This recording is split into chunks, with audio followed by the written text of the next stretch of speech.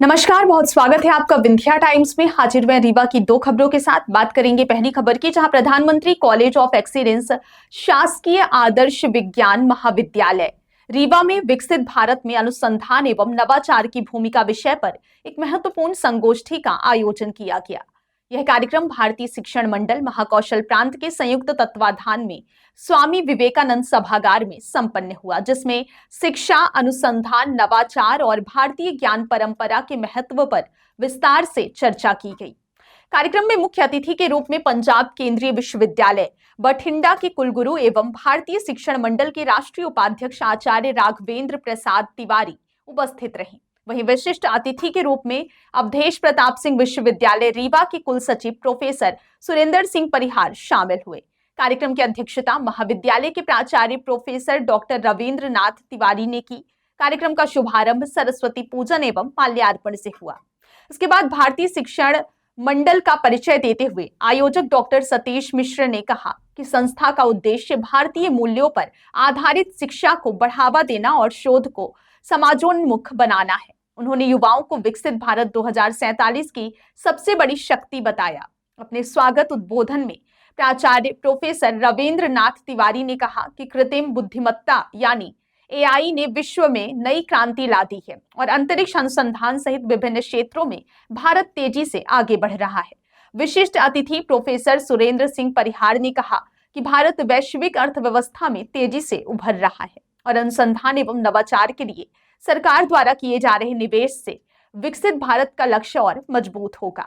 मुख्य अतिथि आचार्य राघवेंद्र प्रसाद तिवारी ने विकसित भारत 2047 की संकल्पना पर प्रकाश डालते हुए कहा कि देश की कार्यशील युवा आबादी यदि अपनी कौशल क्षमता, नवाचार और उत्पादकता को बढ़ाए तो भारत निश्चित रूप से विकसित राष्ट्र बन सकता है।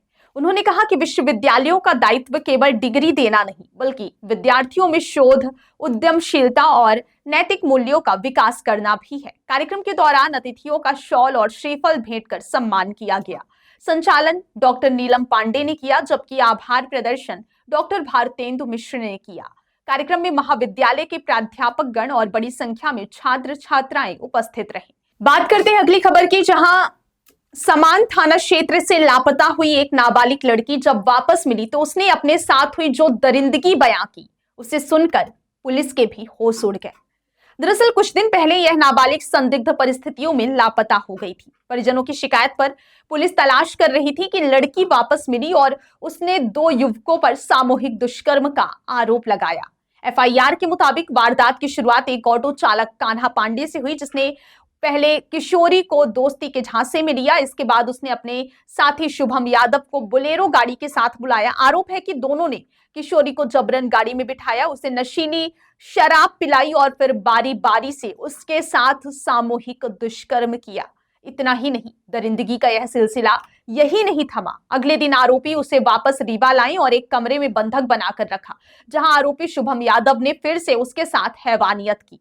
मामले की गंभीरता को देखते हुए समान थाना पुलिस ने आरोपियों के खिलाफ विभिन्न धाराओं और पॉक्सो एक्ट के तहत मामला दर्ज कर लिया है। इस पूरे मामले पर रीवा सीएसपी राजीव पाठक का क्या कहना है, आइए सुनते हैं। समान थाना क्षेत्र में कुछ दिन पूर्व एक बच्ची गुमशुदा हुई थी, जिस पर 363 का अपराध पंजीबद्ध किया गया था। इसके पश्चात जब बच्ची को दस्तयाब किया गया तो उसने अपने साथ कुछ गलत कृत्य होने की बात बताई है। उस गलत कृत्य को आगे पुलिस ने जिस जिस पॉइंट्स पर उसने बताया, उन पॉइंट्स पर वेरीफाई करा रहे हैं। जिन आरोपियों के बारे में बताया उनको चिन्हित कर लिया गया है और पुलिस उनको जल्दी गिरफ्तार भी कर लेगी और इस पे आगे कार्रवाई जारी है। आरोपी कहाँ गए? आरोपी यही समान क्षेत्र के ही हैं, आगे यहीं कहीं आसपास ही रहते हैं, उनको चिन्हित कर लिया गया है। कोई बालिग ही नाबालिग है? बच्ची नाबालिग है।